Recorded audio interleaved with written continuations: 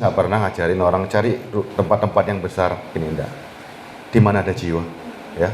Seorang pun nggak ada masalah. Tuhan nggak cari 99 jiwa, Tuhan cari cuma satu, ya. Justru orang Kristen itu harus terlihat. Makin ditekan itulah Kristen, ya. Kalau yang mewah-mewah yang ini biasa, semua orang bisa, ya. Kalau cari yang enak gampang, ya. Tapi Kristen itu cari yang nggak enak, percaya nggak? Kristen itu cari yang nggak enak. Buktinya apa?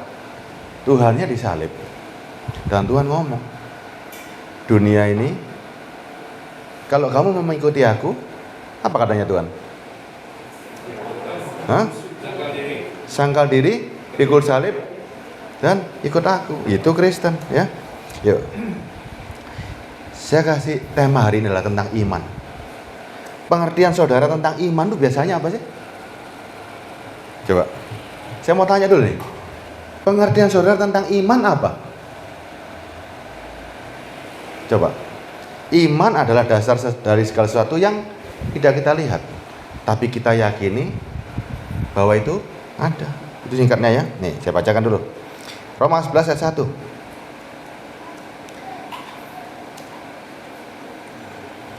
Iya. Roma 11 ayat 1. Roma 11 ayat 1. Maka aku bertanya, Sorry, Ibrani 11 ayat 1. Ibrani 11 ayat 1. Ya. Ibrani 11 ayat 1. Ibrani 11 ayat 1. Iman adalah dasar dari segala sesuatu yang kita harapkan dan bukti dari segala sesuatu yang kita lihat. Iman adalah dasar dari segala sesuatu yang kita harapkan. Stop dulu di sini. Iman adalah dasar dari segala sesuatu yang kita harapkan. Iman itu fondasinya, ya. Percaya ya apa yang kita harapkan. Nah, harapkannya ini apa dulu ini? Harapkannya apa ini yang diharapkan? Banyak orang keliru dalam harapannya. Harapannya coba apa ini? Apa yang kita harapkan hari ini? Kita ini ketika mengimani, ketika percaya, kita berharap apa dulu ini? Selamat, benar? Nggak yang lain-lain? Hah? Kita berharap apa ini dulu? Hah? Tetap sehat. Kalau berharapnya tetap sehat, yang dicari mujizat. Tetap setia kepada siapa? Nah, kepada Tuhan. Oke. Kalau tetap setia, percaya bahwa Tuhan itu tetap jadi Tuhan, nggak pernah berubah dia. Apa yang kita harapkan hari ini? Orang percaya misalnya, aku mengharapkan kekayaan. Ya akhirnya yang dicari kekayaan. Keselamatan yang dicari keselamatan. Untuk kapan keselamatan itu? Di sini atau di sorga? Coba dulu. Kita hari ini percaya kepada Yesus itu karena kenapa sih sebenarnya? Apa harapan kita pada Yesus? Apa harapan kita? Yesus bisa memberikan, coba, hidup, atau berkat,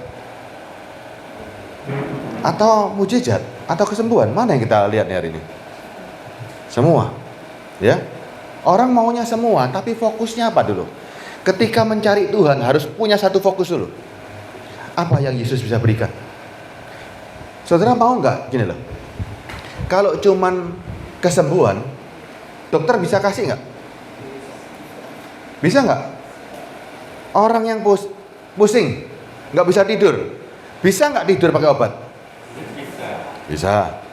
Berarti ada sesuatu yang sosok lain atau barang lain yang bisa berikan. Contoh, kebahagiaan. Kebahagiaan Tuhan bisa berikan nggak?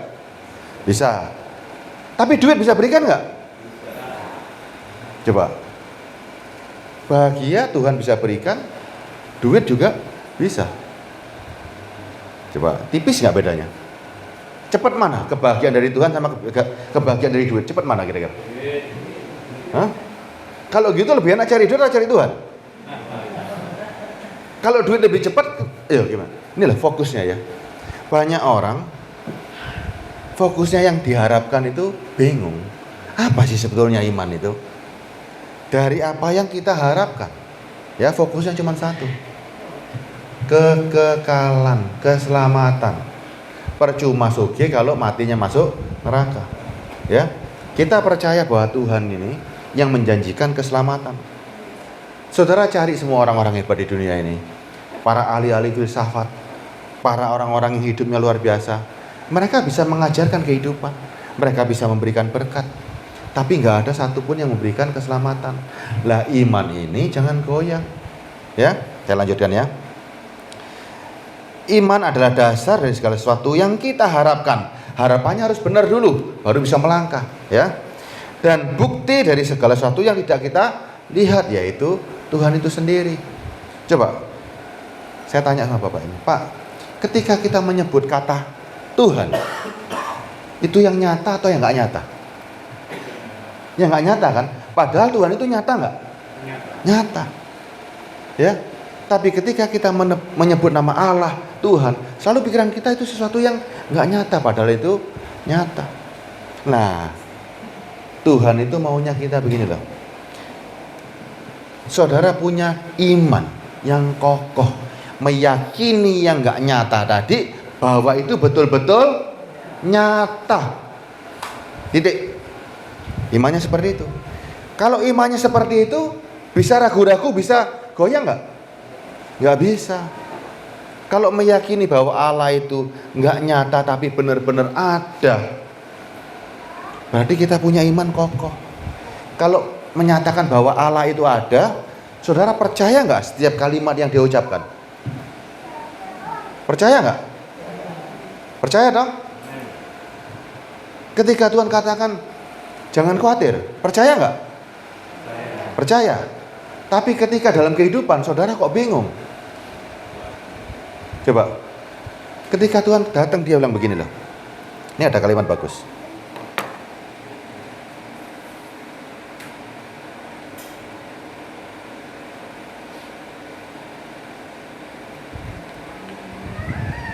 Lukas 18 ayat 8.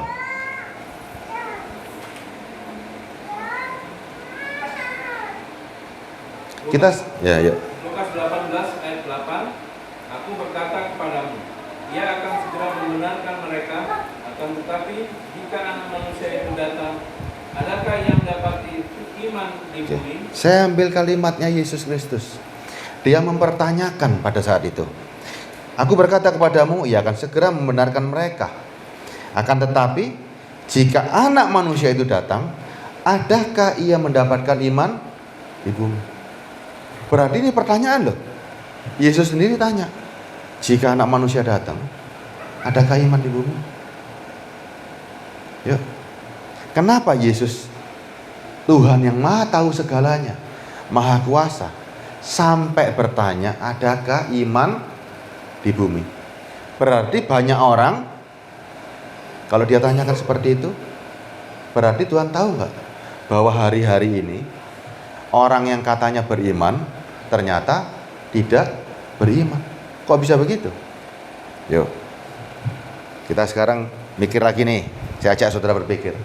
Saudara percaya nggak bahwa Allah itu maha kuasa, maha segalanya? Setuju ya? Dia tahu nggak apa yang kita perlukan? Tahu ya? Setuju ya? Perlu diminta nggak? Hah?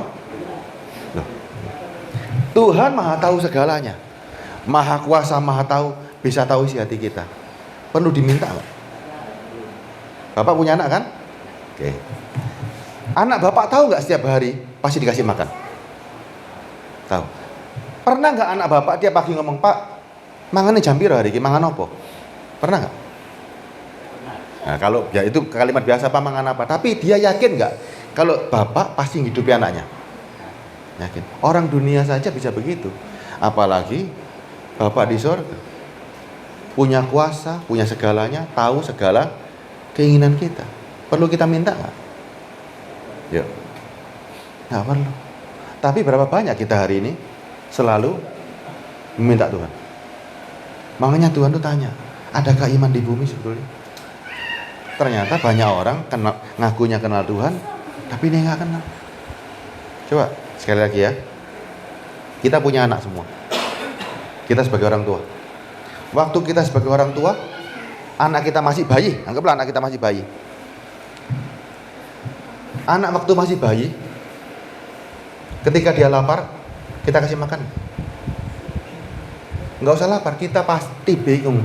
Jam piro kasih susu ini supaya dia besar. Orang tua di dunia aja peduli dengan anak. Apalagi Tuhan. Tuhan itu coba wujud Tuhan dalam dunia ini ada berapa wujud? Yuk kita sekarang teliti lagi. Imannya harus kokoh. Imannya kepada Yesus, kepada Allah harus kokoh. Kita lihat wujud Tuhan ada berapa hari ini yang pernah tercatat dalam kitab suci. Kita pelajari satu-satu. Saudara mewujudkan Tuhan sebagai apa hari ini? Oke, kita menempatkan sebagai umat, betul ya? Kalau kita sebagai umat berarti dia siapa? Yuk. Kalau kita ini umat berarti kita menempatkan sebagai Tuhan. Oke. Kalau kita menempatkan dia sebagai Tuhan, kita sebagai umat, maka kita akan melihat kekuatannya Tuhan, kemahakuasaannya Tuhan. Ya, sehingga kita percaya dan beriman kepada Tuhan. Titik. Kemudian kita menempatkan Tuhan sebagai apa hari ini? Alkitab catat. Tuhan sebagai seorang Tuhan. Apa artinya sebagai seorang Tuhan? Ada kan firmannya kan ya? Yuk kita baca dulu.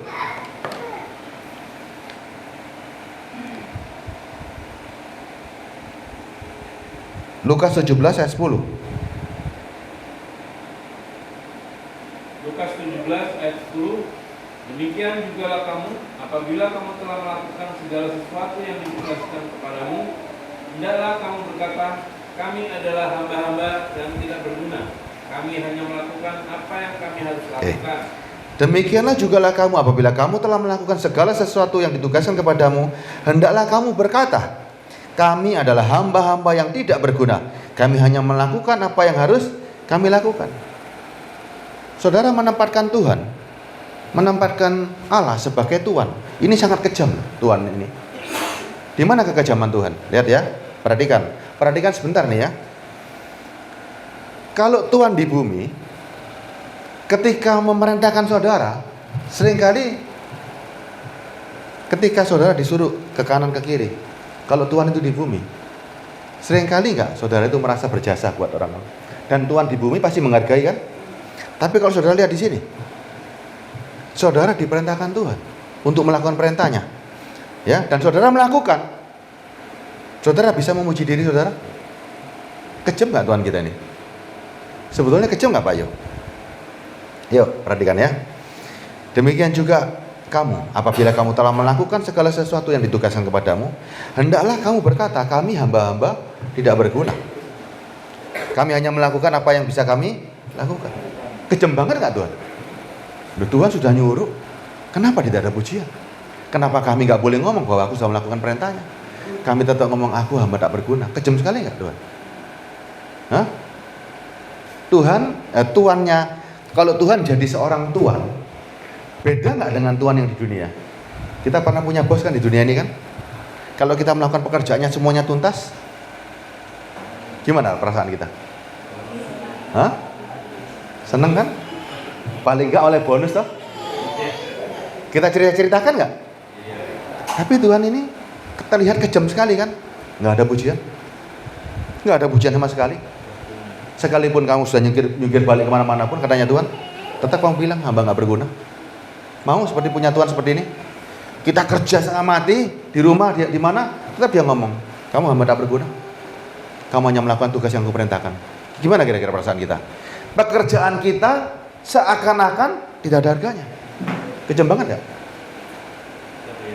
Hah? Kejam nggak Tuhan?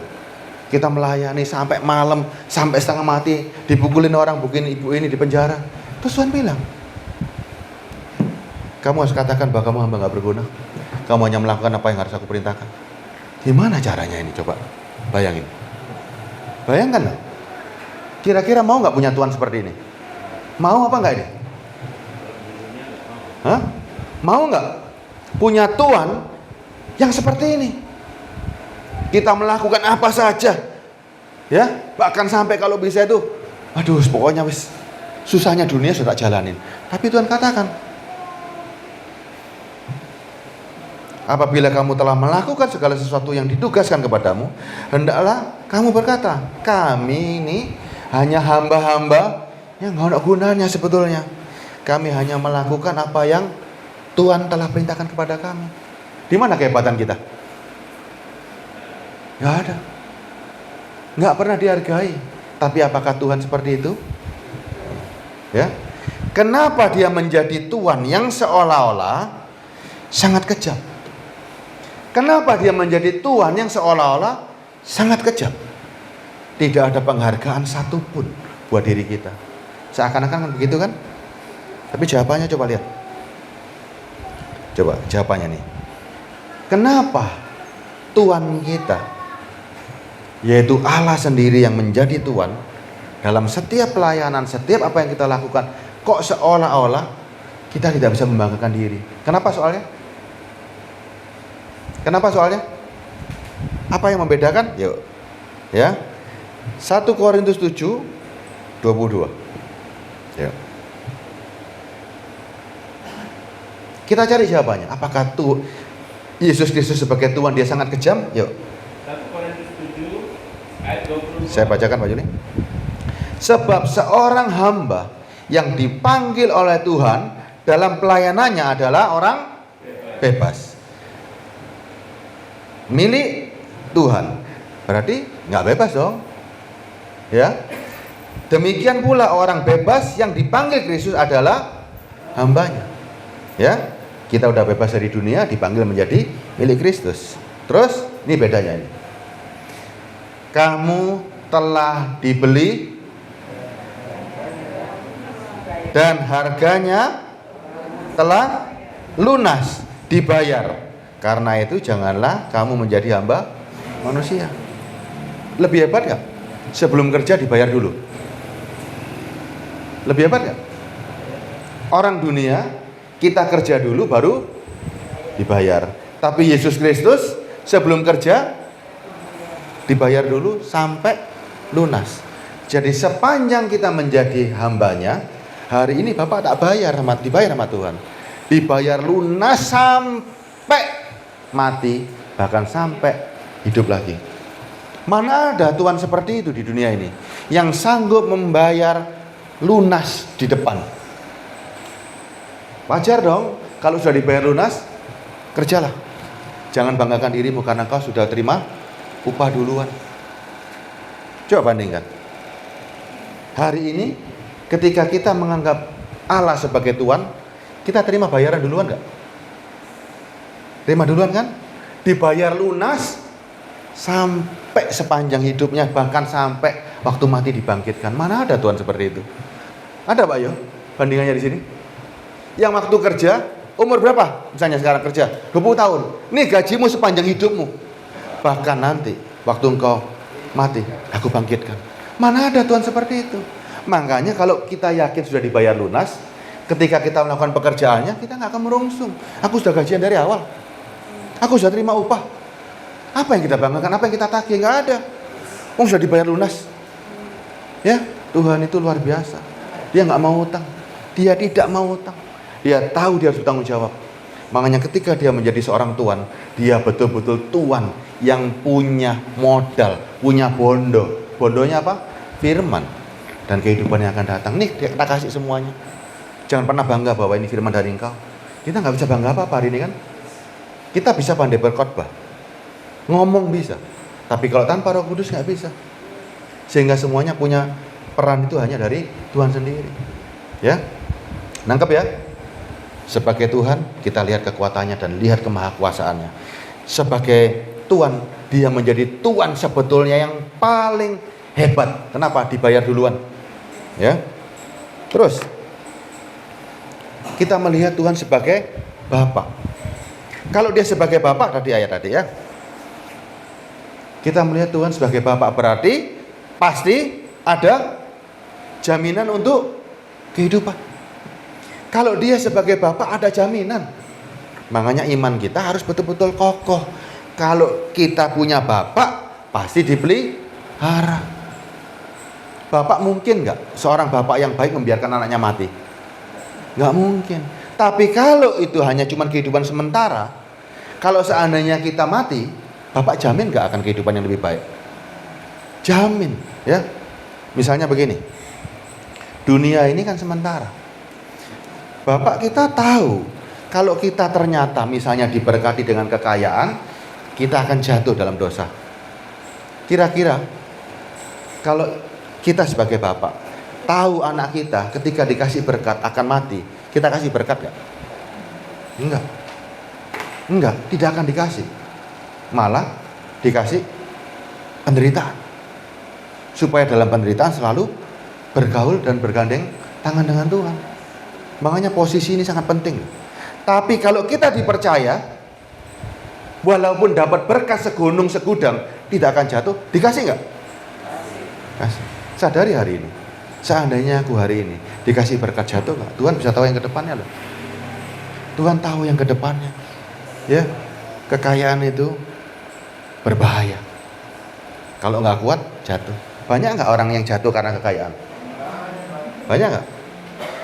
Yuk, misalnya bapak nih, kita ini berandai-andai saja, dikasih sama Tuhan berkat, ya, dikasih pekerjaan, dikasih uang 1 bulan 10 miliar, nggak habis-habis. 10 miliar nggak habis-habis, ya. Kira-kira gimana, Pak? Gimana kira-kira? Ayo, kita tanya laki-laki. Nah, ibu mau suami ibu kawin lagi karena ada berkat? Lebih baik kita makan singkong di rumah, tapi kita berdua, ya. Ini loh, ini jawaban jujur. Ibu tahu perasaan Tuhan. Tapi ketika yakin bahwa suamimu nggak neko-neko, alam roh kita berbicara begini, suamimu hari ini secara jasmani dia nggak mampu untuk berbuat dosa. Tuhan kasih nggak berkat itu? Pasti. Kenapa? Karena yakin. Jasmani nggak mampu berbuat dosa, dia kasih. Tapi ketika jasmanimu masih dikuasai hawa nafsu, dan kau bisa jatuh karena kekayaan itu, dikasih nggak? Kalau Tuhan itu sayang sama kita, dia tidak akan kasih. Sama dengan saudara kasih anak, itu anak kecil itu, yang di depan anaknya siapa itu kecil? Nih, saudara kasih sepeda motor sama dia. Tuh, gimana? Hah? Hidup bertambah, ya kan? Atau saudara orang tua yang kejam. Untuk menunjukkan rasa sayangnya, saudara berikan anaknya, anak kecil lah. Berapa tahun ya? Setahun setengah. Dibelikan motor. Gimana kira-kira? Suruh ke TK jalan sendiri. Gimana coba? Kita sayang nggak? Sayang nggak? Waktu anak kecil itu kita belikan motor untuk dia naik motor sendirian, sayang nggak? Enggak. Kita membunuh dia lebih awal. Ya kan? Bapak yang baik, dia tahu yang terbaik. Lah iman ini jangan goyang. Jangan goyang. Keadaan kita hari ini berarti Tuhan tahu apa yang kita butuhkan. Ya, Tuhan tahu. Jangan goyang. Nanti kalau kita sudah kokoh sama Tuhan, imannya betul-betul nggak goyang, baru Tuhan akan percayakan. Gampang nggak Tuhan berikan kita berkat? Gampang nggak sebetulnya? Gampang mana berikan keselamatan dan berkat? Gampang mana coba? Ya Pak, gampang mana? Sebetulnya buat Tuhan semuanya gampang. Semuanya gampang. Sangat gampang. Dunia punya siapa coba? Hah? Punya Tuhan. Kalau Tuhan hanya mau memberkati, terlalu gampang. Dia bisa suruh setan memberkati saudara. Bisa nggak? Bisa nggak Tuhan suruh setan berkati saudara? Bisa atau nggak bisa? Hah? Kalau Tuhan nggak bisa berarti nggak maha kuasa. Ya, Tuhan akan pakai semuanya hanya demi saudara. Itu bisa. Ya, makanya iman kita kokoh dulu. Nggak kemana-mana dulu. Yakin hidup kita dijaga. Sehingga kita tahu bahwa keadaan hari ini adalah keadaan yang terbaik. Terbaik. Ibu mungkin kalau dikasih gereja yang besar, ibu yakin bisa tetap setia sama Tuhan? Belum tentu. Jangan-jangan nanti pelayanannya karena merasa gereja besar, aku kayak no Alphard kok. Aku melayani kemana-mana. Ibu nggak mau ketemu orang-orang di sini. Ketemunya nanti sama siapa? Pakai tas yang bagus. Ketemunya siapa nanti? Kalau ibu nggak di sini, siapa yang melayani di sini? Coba, kalau ibu diperbesar kapasitasnya sama Tuhan hari ini, siapa yang melayani di sini? Nggak ada. Orang sini jiwanya berharga nggak? Sama nggak jiwanya? Orang kaya miskin yang dilihat Tuhan jiwa atau mukanya? Jiwa. Semua sama di mata Tuhan. Berarti ini tempat terbaik. Tuhan tidak pernah memandang rupa, yang dipandang jiwa. Jiwanya ibu, saya, semuanya. Namanya siapa sih di depan Tuhan? Kita di bumi namanya punya nama, anak manusia. Namanya ada Bu Suharti, ada ibu ini, bapak ini. Tapi di mata Tuhan cuma satu nama, anak Allah. Tidak ada nama lain. Ya, jadi jiwa kita sama. Ya, kokoh dulu. Sebagai Tuhan, betul-betul jadi umatnya.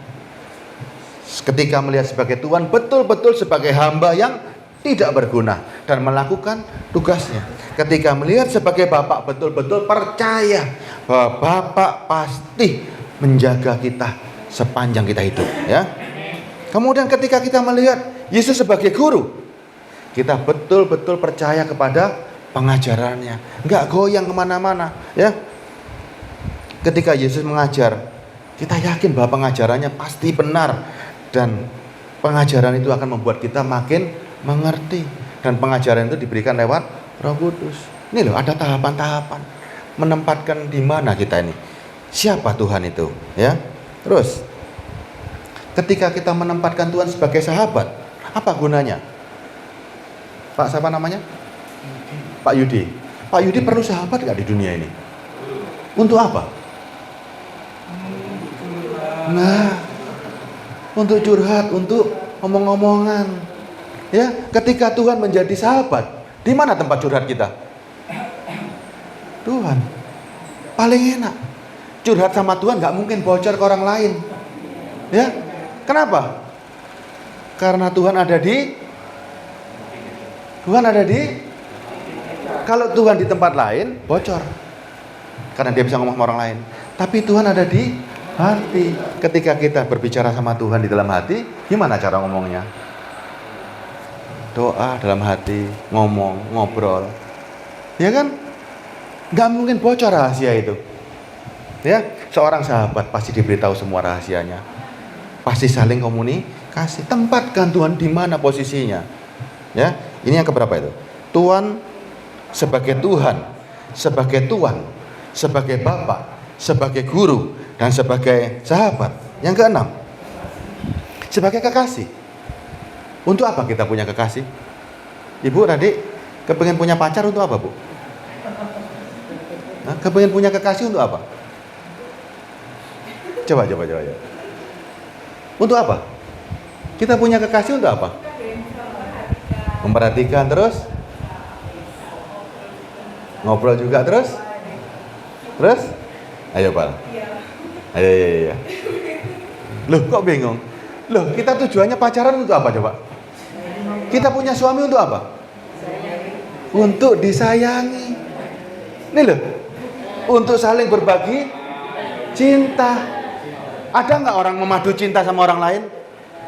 Orang hanya memadu cinta dengan kekasihnya. Ini loh, tempatkan Tuhan di mana? Ya, kita punya rasa cinta nggak? Punya kan? Ingin nggak kita luapkan rasa cinta kita? Tuhan memberikan cintanya, yuk kita balas. Jadi Tuhan tuh melengkapi segala lini kehidupan kita. Nggak ada tempat tersembunyi bagi Tuhan. Semuanya masuk dalam semua kehidupanmu. Yang terakhir, yang ketujuh, Tuhan sebagai Raja. Kalau Raja, gimana dia punya ini? Coba. Ya, Tuhan sebagai Raja.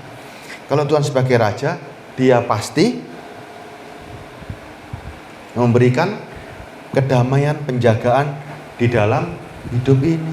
Dunia ini punya kerajaan, tapi ada kerajaan yang tidak akan musnah, yaitu kerajaan sorga. Dia adalah jaminan. Semua lini loh Tuhan itu masuk. Makanya Tuhan itu terlihat dimanapun. Bersama orang besar, Tuhan menjadi orang besar. Bersama orang kecil, Tuhan jadi orang kecil. Bersama malaikat, Tuhan jadi malaikat. Tuhan ada di segala tempat. Dimanapun dia berada, cara pandang kita bagaimana.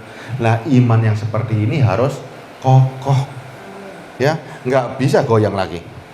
Tidak boleh goyang-goyang lagi. Bingung, nangis-nangis sama Tuhan.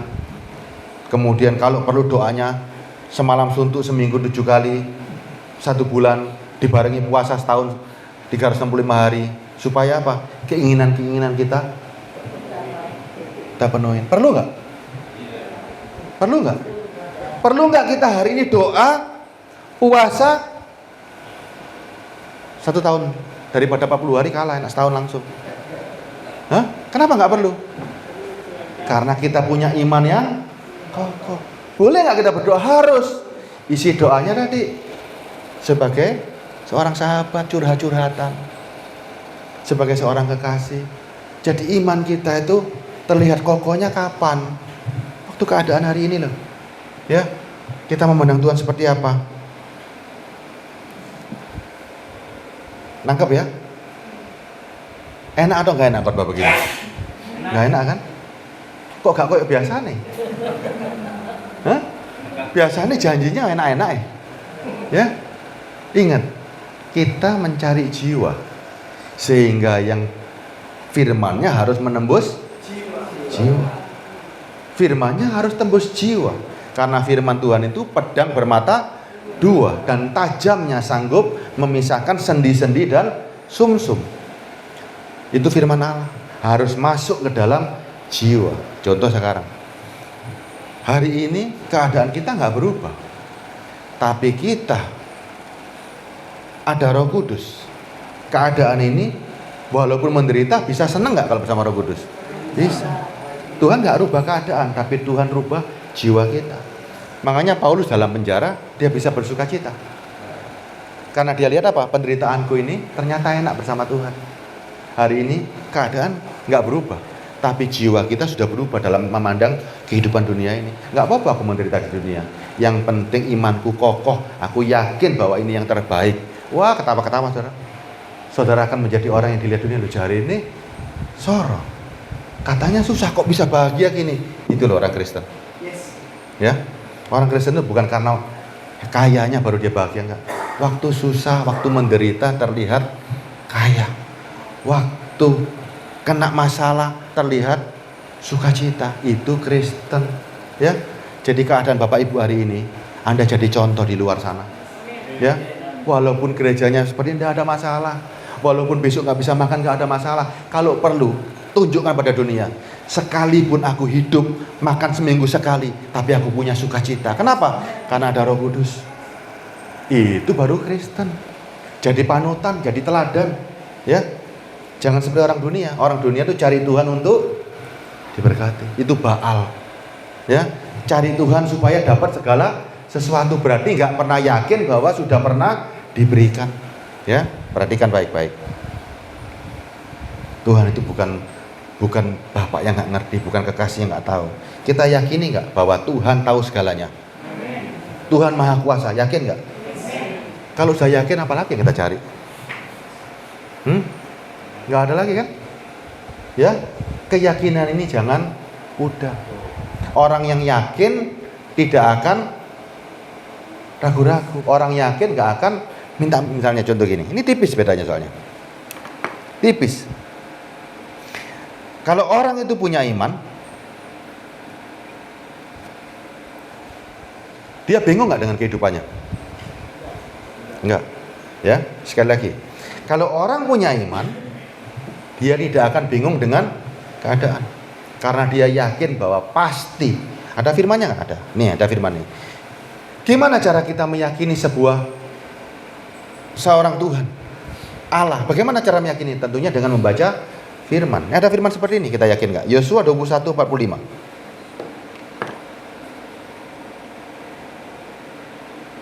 Yosua 21 ayat 45. Saya masih punya banyak waktu, Pak Juli. Oh ya. Yosua 21 ayat 45. Dari segala yang baik yang dijanjikan Tuhan kepada kaum Israel, tidak ada yang tidak dipenuhi, semuanya terpenuhi. Dari segala yang baik yang dijanjikan Tuhan kepada kaum Israel, Tidak ada yang tidak dipenuhi, semuanya terpenuhi. Yakin nggak dengan ini? Yakin nggak? Yakin dong? Ini firman kok nggak bisa dirubah kan? Ya kan? Salah cetak tidak? Ini benar-benar terjadi, ya. Secara jasmani Israel dapat semuanya pada saat firman ini keluar. Dapat semua. Ya. Sekarang kita orang Israel nggak? Hah? Gimana caranya kita jadi orang Israel? Oke, berkat yang gimana dulu nih nantinya? Iya. Oke, bagus Bu. Terus? Nah, bagus. Puji Tuhan. Tahu nggak arti Israel?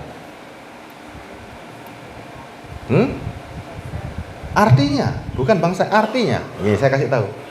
Israel itu artinya, ya, seperti seorang pangeran dengan kekuatan Tuhan bersama manusia menjadikan hidup yang berkemenangan. Mau nggak punya arti seperti itu?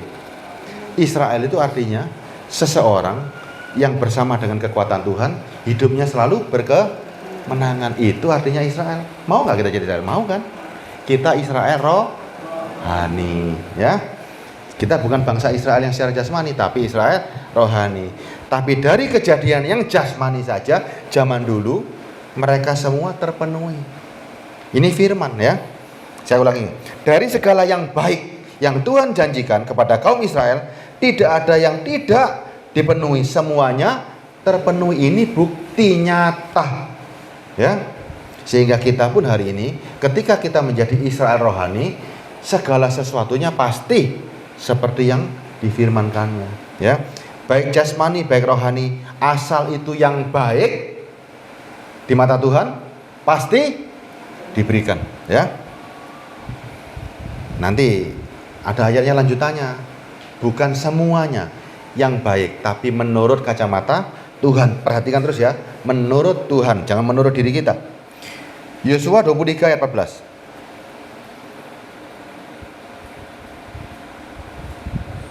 Yosua 23 ayat 14. Maka sekarang bentar lagi aku akan menempuh jalan segala yang fana. Sebab itu insaflah dengan segenap hatimu dan segenap jiwamu, bahwa satupun dari segala yang baik yang telah dijanjikan kepadamu oleh Tuhan Allahmu tidak ada yang tidak dipenuhi. Semuanya itu telah digenapi bagimu. Tidak ada satupun yang tidak dipenuhi. Maka sekarang sebentar lagi aku akan menempuh jalan yang fana. Sebab itu sadarilah, insaflah dengan segenap hatimu dan segenap jiwamu, bahwa satupun dari segala yang baik yang telah dijanjikan kepadamu oleh Tuhan Allahmu tidak ada yang tidak dipenuhi. Semuanya telah digenapi bagimu, tidak ada satupun yang tidak dipenuhi. Amin nggak dengan firman begini? Amin. Nggak ada yang nggak dipenuhi, asal dari kacamata Tuhan. Masalahnya sekarang orang itu kepinginnya dari kacamata, orang inginnya dari kacamata kita, dari hati. Yo. Nih bedanya begini. Tuhan tahu yang terbaik. Berarti semua keputusan Tuhan yang punya, ya. Manusia itu punya keinginan nggak? Punya. Nah ini loh, kebanyakan manusia itu keinginannya seperti ini. Mazmur 37 ayat 1, ya. Mazmur 37 ayat 1.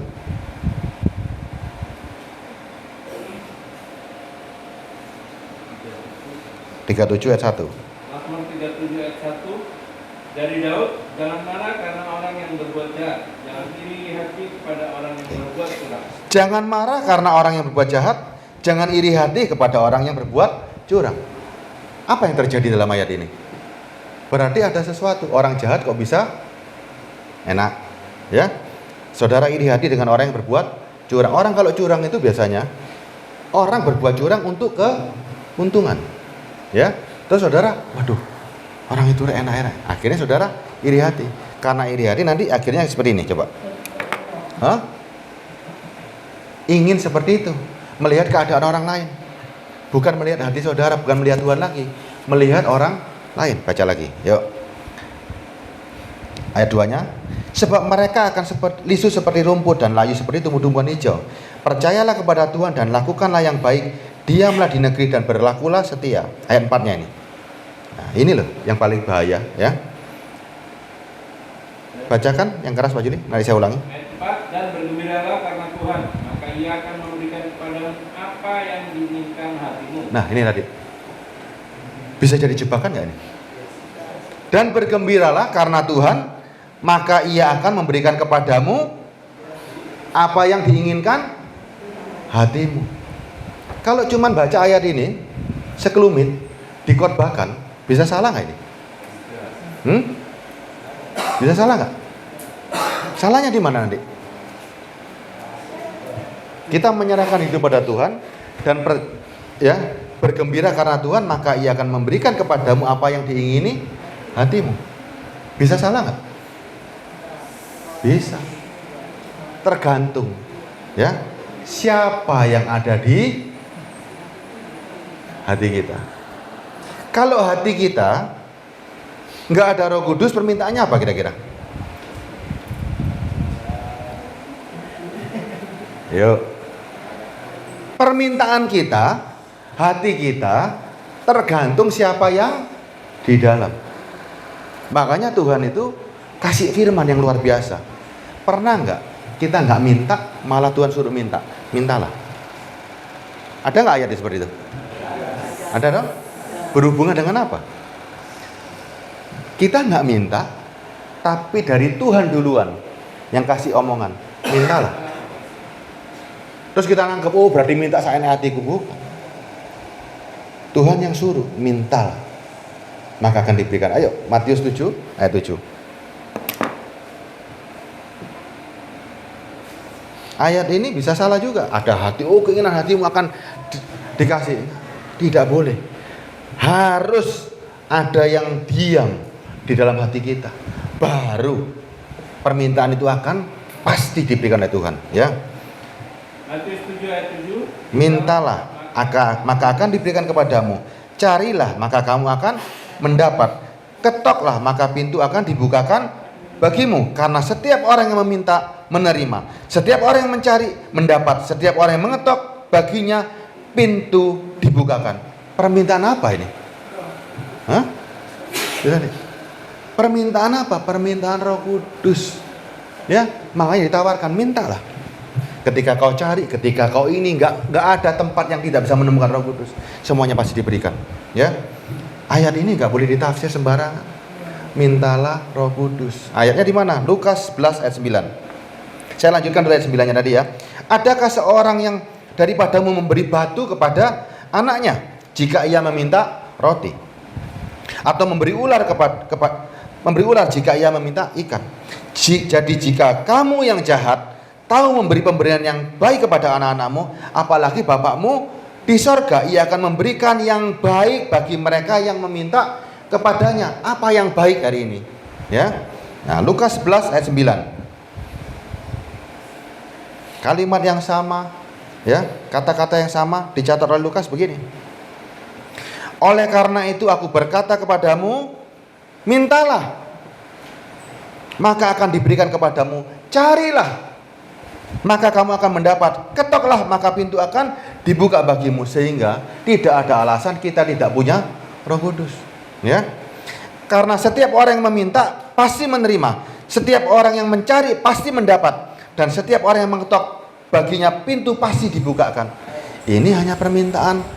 Apa permintaannya? Ayat 11-nya.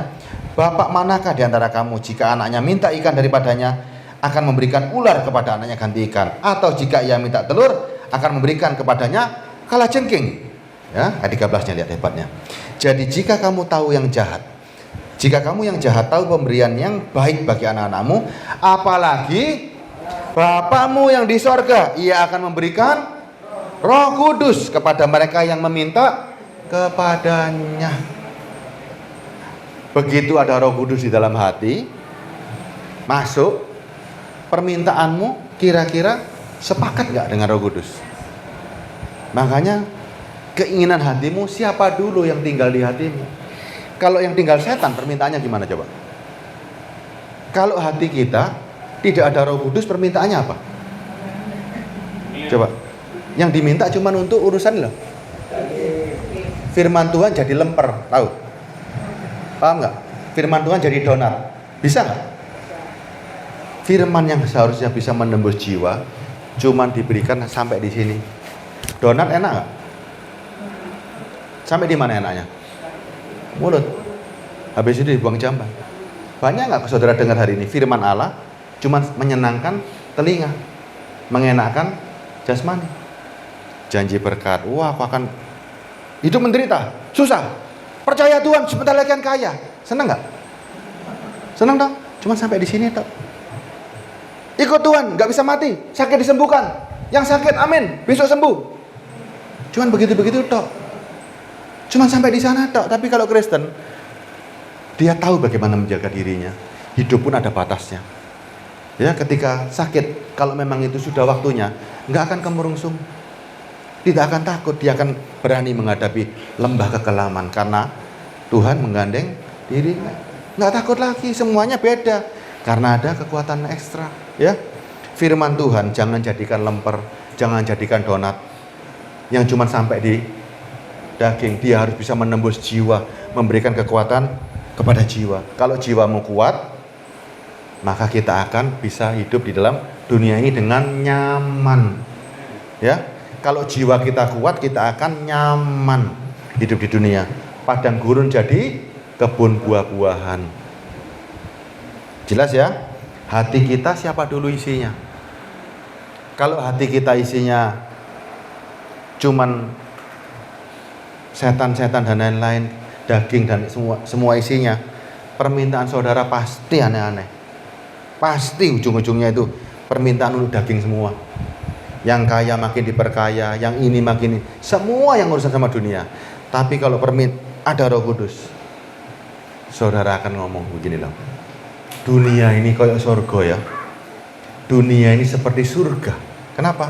Bersama Roh Kudus hatiku ayem, tenteram, damai sejahtera. Ibu hari ini kalau punya Roh Kudus, keadaan ini loh membuat kita itu bisa ngomong, Tuhan, betapa indahnya ya. Bahwa kami bisa melayani bersama-sama jiwa-jiwa yang orang nggak melihat, tapi kami ada di sini.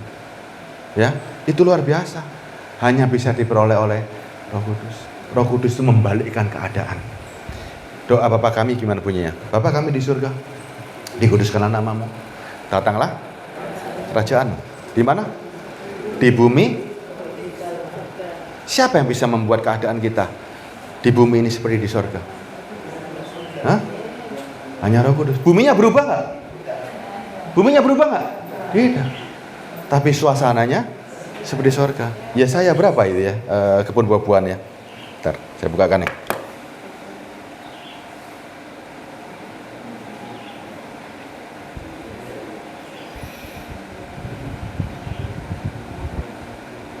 Ya saya 32 ayat 15. Ini ayat favorit saya sekarang nih. Ya saya 32 ayat 15. Ayat 15. Yesaya 32 ayat 15. Sampai dicurahkan kepada kita Roh Kudus dari atas, maka padang gurun akan menjadi kebun buah-buahan, dan kebun buah-buahan itu akan dianggap hutan. Sampai dicurahkan kepada kita roh dari atas, dari surga, maka padang gurun akan menjadi kebun buah-buahan, dan kebun buah-buahan akan dianggap hutan. Bapa kami di surga, dikuduskanlah namamu, datanglah kerajaanmu di bumi seperti di surga. Buminya nggak berubah, tapi mindset kita, pikiran kita memandang ini surga ini. Itulah Kristen. Ya, cara pandangnya berubah karena adanya Roh Kudus. Ya, tapi kalau orang dunia, mosok iso sih?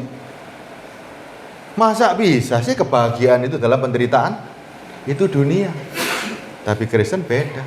Penderitaan itu biasa. Nggak ada kaitannya sama kebahagiaan rohani. Ya, nggak ada kaitannya. Ibu bisa bahagia nggak hari ini? Bahagia kan? Bersama siapa kita bahagia? Tuhan Yesus dan Roh Kudus ya.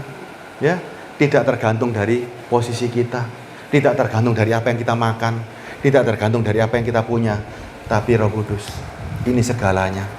Kita itu sama dengan punya dunia kalau kita punya Roh Kudus. Kenapa begitu? Roh Kudus Allah sendiri masuk dalam diri kita. Berarti segala yang dia punya juga milik kita. Orang kalau punya itu, Bu, kadang-kadang dia peduli nggak dengan apa yang ada di dalam dirinya. Misalnya gini, Mas. Kalau orang benar-benar kaya, pakai barang yang branded-branded nggak? Coba, gampangnya gitu. Orang kalau benar-benar punya, kaya raya sekali, kira-kira mau menampilkan kekayaannya nggak di luar? Enggak kan? Kalau perlu pakai kaos oblong, sandal jepit, dia nggak peduli dengan penampilannya dia. Dia pikir, aku udah punya segalanya kok. Tapi kalau orangnya nggak setengah-setengah, kira-kira gimana? Dia tampilkan dirinya. Padahal itu nggak perlu. Buat orang yang betul-betul memiliki Roh Kudus dan seisinya, dunia ini perlu kita tampilkan nggak bahwa kita punya Roh Kudus? Kan nggak perlu. Keadaan kita membuktikan bahwa adanya Roh Kudus. Kita nggak akan merubah dunia kok. Nggak akan dunia berubah, tapi kita berubah dari dalam duluan. Misal sekarang, Pak Ayo hari ini, Pak Ayo, jika Pak Ayo yakin punya Roh Kudus, bahwa Allah di dalam diri Pak Ayo hari ini, Pak Ayo kepo nggak dengan orang-orang yang kaya-kaya yang secara jasmani? Enggak kan? Kita jauh lebih, karena kita punya Roh Kudus. Roh Kudus itu segala-galanya. Saudara bisa membatin gini loh, sama orang-orang yang kaya. Konsuki mari ini mati juga nggak bisa apa-apa. Tapi aku ketika aku mati, aku dibangkitkan bertemu muka sama Tuhan. Ya kan? Itu loh kebanggaan kita hari ini. Kenapa kita bisa seperti itu? Karena kita yakin bahwa kita punya Tuhan yang penuh kuasa. Ya, keyakinanmu jangan hilang. Ya, mintalah Roh Kudus supaya kita bisa hidup di dunia ini, bisa tahu apa yang harus kita lakukan. Jangan yang lain-lain, cuman minta Roh Kudus toh. Ya, semuanya akan menjadi enak. Semuanya akan bisa kita jalani bersama Roh Kudus. Tanpa Roh Kudus tidak akan mungkin kita bisa hidup dalam dunia. Kalau dunia minta, setan itu kan juga pinter kan. Iman saudara digoncang terus sama dia, dikocok terus sama dia, dibuat bingung, dibuat gak karu-karuan. Ya, begitu juga di gereja. Hari ini tanda orang punya Roh Kudus apa isinya? Setan punya nggak? Setan juga bisa nggak memelintir firman? Tanda orang punya Roh Kudus apa hari ini? Tanda orang punya Roh Kudus gimana? Hah? Gimana? Tanda orang punya Roh Kudus? Dunia punya definisi sendiri. Tanda orang punya Roh Kudus bisa bahasa roh. Kan gitu kan? Tapi coba bayangkan gini loh. Saya yakin ada bahasa roh. Dan kalau Roh Kudus berbicara, siapa yang bisa nahan? Ada nggak? Kalau Roh Kudus bicara, kita bisa tahan mulut kita diam? Kalau Roh Kudus bicara, untuk kepentingannya siapa? Kalau kita yakini bahwa itu Roh Kudus yang bicara, untuk kepentingan siapa? Untuk kepentingan Tuhan. Ya, yakin ya? Kalau Roh Kudus ngomong, pasti punya kepentingan dan punya tujuan. Roh Kudus ketika bicara, dia tidak mungkin bicara tanpa tujuan. Ketika Roh Kudus berbicara, pasti ada tujuan. Makanya bahasa roh adalah tanda untuk orang tidak beriman. Apa artinya? Nih misalnya, saya orang Surabaya. Tiba-tiba di sini ada orang Arab yang saudara ajak di sini. Nggak usah orang Arab deh, orang Chinese. Nggak bisa bahasa Indonesia, nggak ngerti bahasa apa. Tapi Roh Kudus mau menyelamatkan orang itu. Gimana caranya Roh Kudus menyelamatkan orang itu? Supaya dia mengerti bahwa harus memuliakan Allah. Gimana caranya? Maka Roh Kudus pakai mulut saya untuk berbicara bahasa yang dia mengerti, yaitu bahasa Cina tadi. Sehingga orang Cina, loh, kok tiba-tiba Tuhan ngomong lewat orang ini? Yang tadinya aku nggak percaya kepada Tuhan menjadi percaya. Itulah peran Roh Kudus. Siapa yang bisa nahan? Nggak ada. Tapi kalau ngomong karpe dewe tanpa tujuan, roh siapa? Kita harus paham loh hari ini loh ya. Yang namanya Roh Kudus pasti kita pun nggak bisa membatasi. Makanya Paulus catat, kalau ada orang berbahasa silakan. Tapi harus benar-benar Roh Kudus yang ngomong, bukan dulin-dulinan, bukan tanpa maksud, bukan tanpa arti, bukan tanpa pengertian. Semuanya peran Roh Kudus ya. Roh Kudus punya acara yang luar biasa bagi kita hari ini. Tapi bukan asal-asalan. Roh Kudus kelihatan dari diri kita ketika kita hidup dalam dunia ini seperti apa kita? Allah tidak terlihat, menjadi terlihat karena Yesus. Apa yang Yesus janjikan? Roh Kudus kan? Nggak kelihatan lagi kan? Allah yang nggak kelihatan terlihat dari Yesus. Yesus menjanjikan Roh Kudus yang tidak terlihat, kemudian kelihatannya di mana? Kita. Yesus yang sulung, kita adalah anak-anaknya. Yesus itu contoh pertama dari yang tidak kelihatan menjadi kelihatan. Kitalah contoh berikutnya dari Roh Kudus menjadi kelihatan karena kita. Itulah Kristen, ya. Sampai di sini firman-Nya. Ada satu lagu yang akan dipersembahkan oleh Apong, ya. Hingga kita hari ini berubah pikiran kita. Kesempatan masih ada, ya. Selama hidup rubah pola pikir kita. Kita kembali kepada Tuhan. Kristen itu dari yang tidak kelihatan menjadi kelihatan karena Yesus. Kemudian dari roh yang tidak terlihat menjadi terlihat karena kita. Itulah Kristen, ya.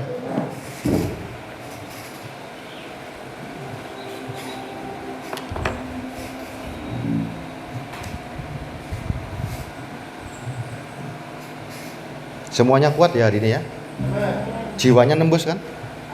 Bahwa kita butuh Roh Kudus untuk hidup di dunia ini, ya.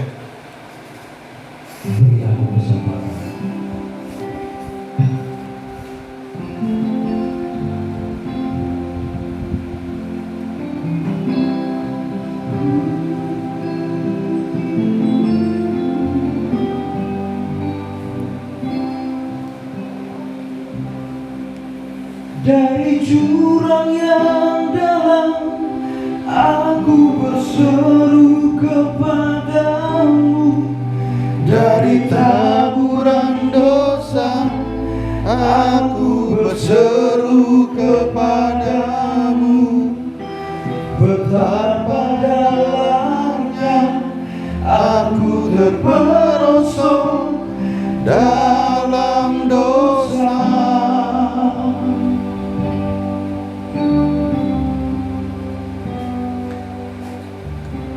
Gerbang maut hanya sejengkal jaraknya. Semua orang, tak ada yang sanggup menolong diriku. Hanya dirimu, hanya dirimu, hanya dirimu.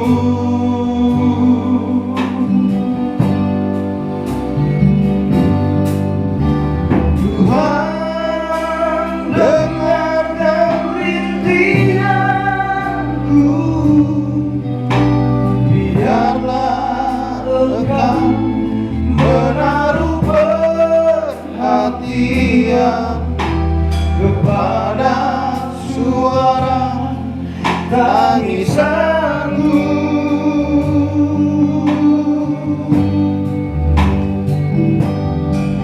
Kasihani aku ya Tuhan, ampuni aku ya Allahku. Jangan ingat dosa-dosaku. Biarlah aku merasakan belas kasihan-Mu.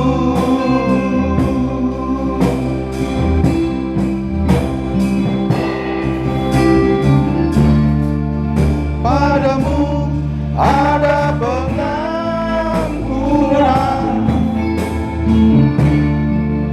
padamu ada pengharapan, padamu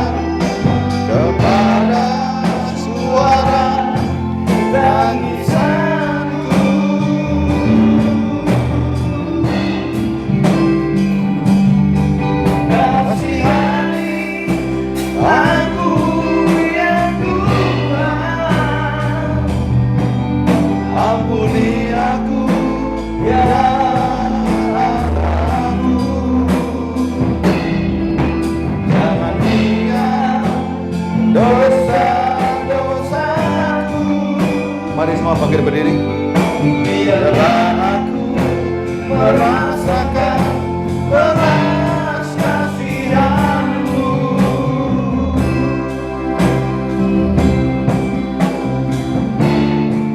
Padamu ada pengampunan, padamu ada pengharapan, padamu ada pembebasan.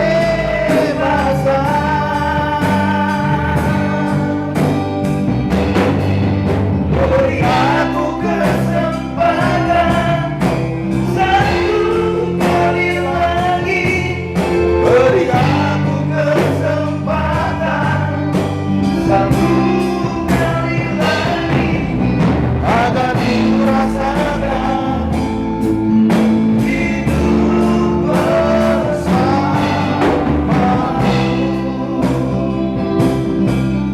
agar ku rasakan hidup